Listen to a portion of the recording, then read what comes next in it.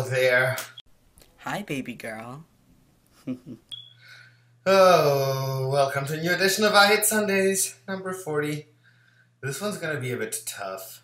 If you have noticed, I haven't been putting any content out last week, and why that was, I'll get to that soon. But let's first talk about a new little Netflix show called Insatiable.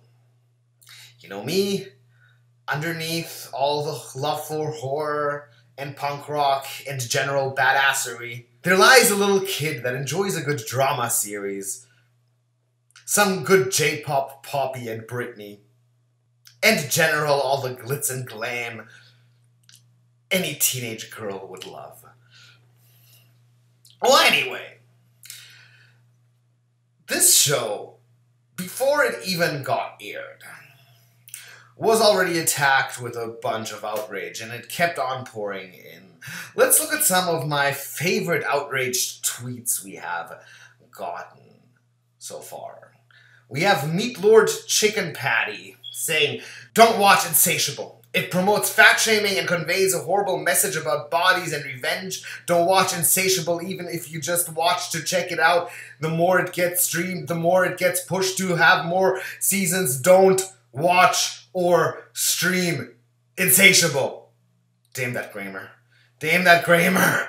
Damn, I had to hold my breath to read that one. There are 3 different types of punctuation that we consider end punctuation. The period is one of them, meaning it ends the sentence. Another is the question mark, and another is the exclamation point. Let's go on. This is one's from Karen. And Karen says, "There isn't anything funny about the new Netflix series Insatiable. It's fat-shaming to its finest, demeaning and derogatory, and complete opposite of what young girls these days need. So F you to the producers and creators and anyone who finds this funny. It's not. Hashtag fat-shaming." Now let's summarize a couple more here from the media out there. Netflix Insatiable isn't a fat-shaming show. It's much worse. Fair enough. But after watching about all 12 episodes of Insatiable's debut season, I can safely and confidently report that the show is much weirder than advertised, and in many instances, much worse. Netflix's Insatiable is a fat-shaming dumpster fire, and I hate it every second!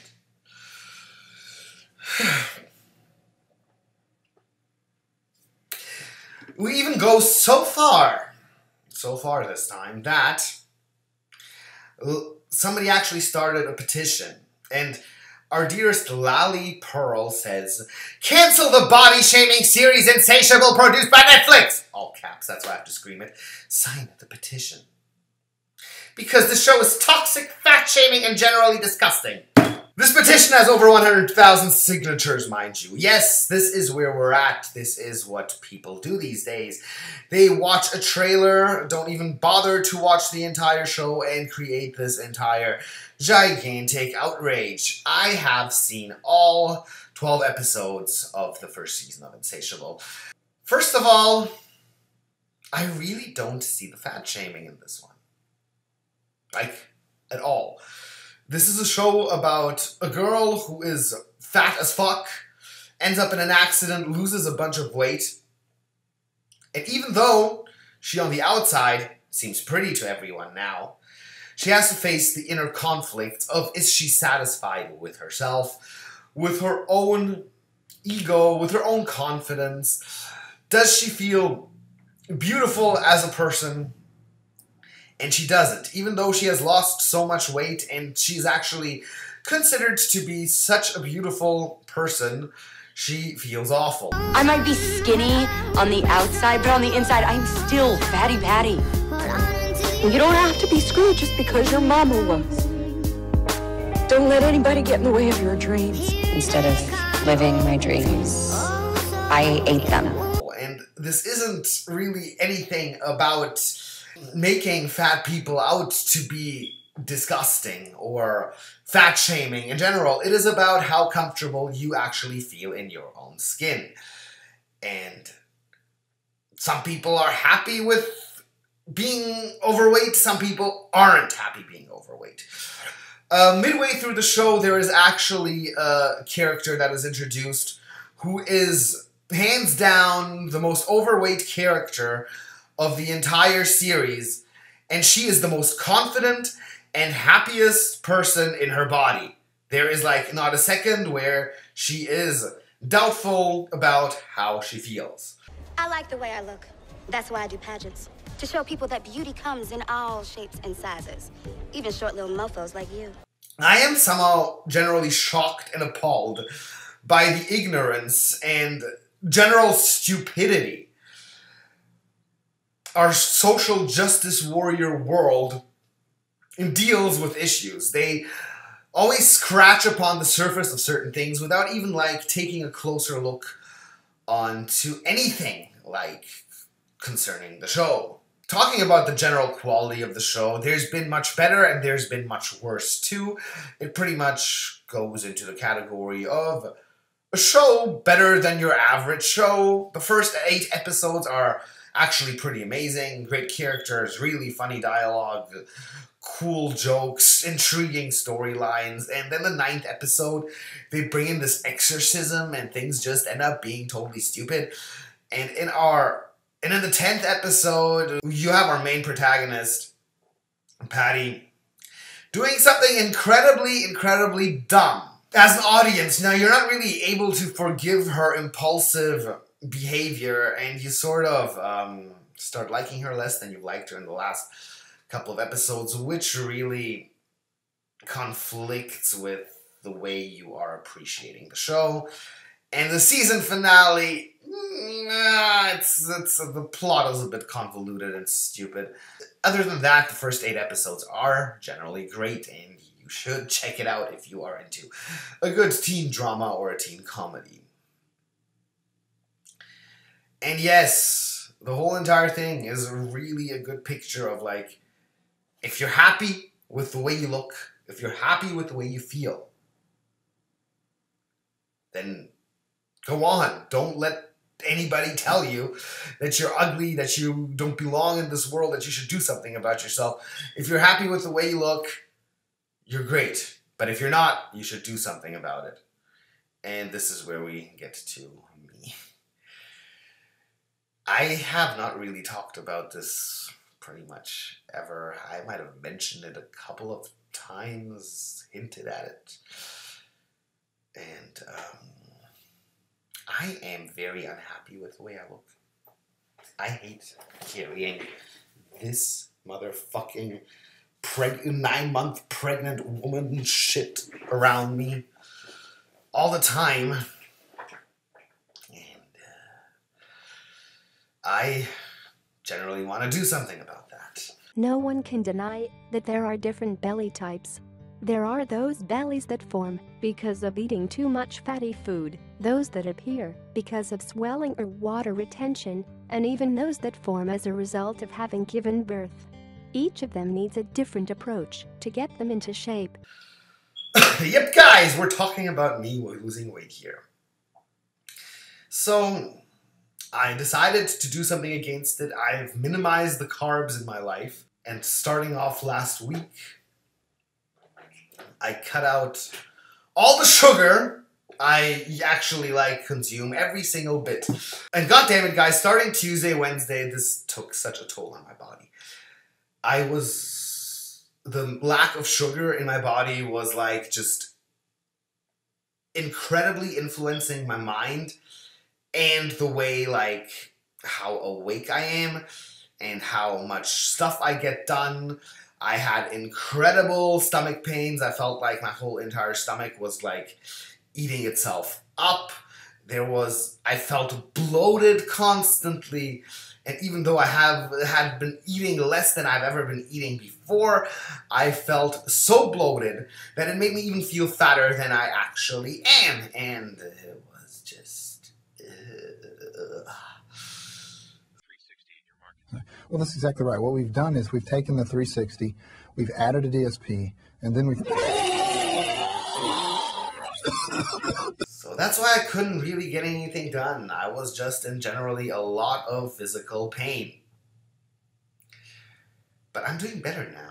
My body has gotten used to not consuming so much sugar and stuff like that. And you know, I'm going to LA in September. That's another issue. I don't want to chase my little Hollywood dream I've had planned out and start working on the room actors. Where are they now? Looking like a fucking pregnant woman in her eighth or 9th month. I know a lot of you are going to just tell me now, yo, Void, if you want to lose some weight, you should cut the booze. To you guys, I'm going to say, a sober life is so boring. I'm sorry, I'm just like that. I really enjoy my booze before going to bed or smoking one up. It just like puts me at peace. I enjoy regaining unconsciousness every evening. I may be strong enough and tough enough to say, I'm moving to Hollywood and I'm gonna be famous. And actually go through with it. But I'm not tough enough to do any of that sober. So, oh, if anyone like wants to know a bit more about this, the whole entire Insatiable controversy, Zoe Does Life did an amazing little video covering the whole thing. Jump up to her channel and check that out. Oh, and what I'm going to do now, to put a bit of pressure on myself, and maybe to motivate you guys, anyone who wants to be more happy with their own skin because they're not feeling fresh enough, they're feeling too skinny or too fat. Before each of these Sundays ends, starting now, I'm going to put down how much I weigh. I also know some of you are going to be like, oh, Void, no, don't do this to yourself. You're not fat at all. It doesn't... I know, like, some people see that my weight isn't being fat or obese in any sort of way. I know that. I see that. For a lot of people, this isn't fact. This is normal. For me, it isn't. I've never been so unhappy with my body as I am right now. Or generally have been in the last couple of months. And I am very proud of myself that I have taken some steps to do this. Now, yes, as I mentioned before, my girly side does enjoy listening to Britney Spears, and I went to a Britney Spears show this week. So take a look at that. Welcome to the fine city of Mönchengladbach, and this is my Britney shirt. And my beautiful rain gear. Look, wouldn't you just love to live here?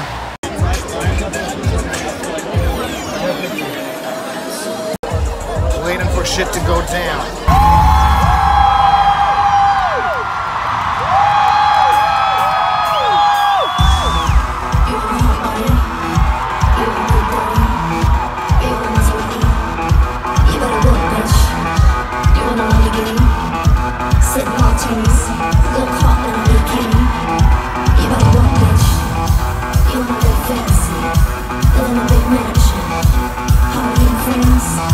You better work, bitch. You better work.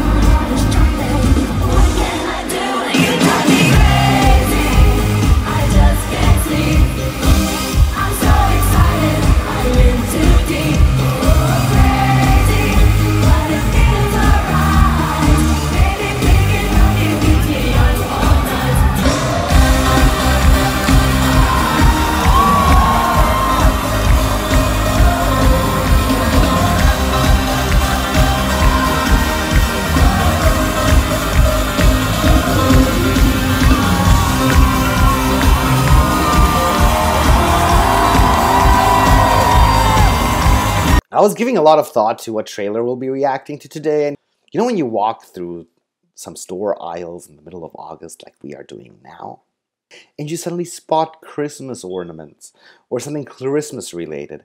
Well, I spotted a Christmas related horror movie coming out this December. Now in August, now already released on July 29th. Being so fucking early on stupid fucking Christmas deserves some attention. And since we have already done the Killer Santa movies, done Krampus, we haven't explored this certain type of, this certain Christmas character in a horror version. Ladies and gentlemen, I present you the trailer to Mrs. Claus. 1, 2, 3, go. So you're gonna pretend you haven't heard the stories. I heard it was over some prank. Is that true? Yeah, it was a prank. Oh, we're getting some college pranks going on. Sorority that allowed your sister to bully a girl, leading to their death. Oh, we're having bullying and want to know how to avoid being killed? And social outcast. Ugly. Seriously. Topics. You don't see ugly people getting murdered. It seems like Tyler? a very independent Jason production. And Freddy don't go after the uglies. Are you out here? Damn, this has Elliot Roger written all over it again.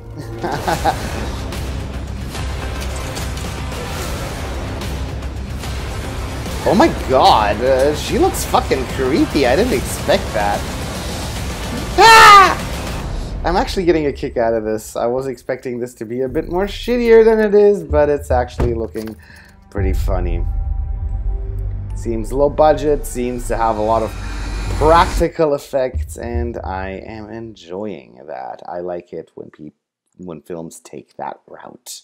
I hope I can squeeze in the new Movie Void episode this week. I am also going to be in Italy to celebrate my mother's birthday, and I'm probably going to record a tag video, and I'm going to make a poll on Twitter asking you guys which tag video I should do. And I got a quickie coming up. I got a lot of shit coming up. I actually have a few new ideas for new shows, but I'm not going to go into detail with them until I know exactly what I'm doing. So keep it real, everybody. I will be with you very, very soon. Still doing the Hellraiser stream with Queenie next week, Kent, so that's going on. A lot of shit's going on. I just got to get myself together, and I think I'm back at it. So there will definitely be more content before next Sunday. Till then, bye-bye.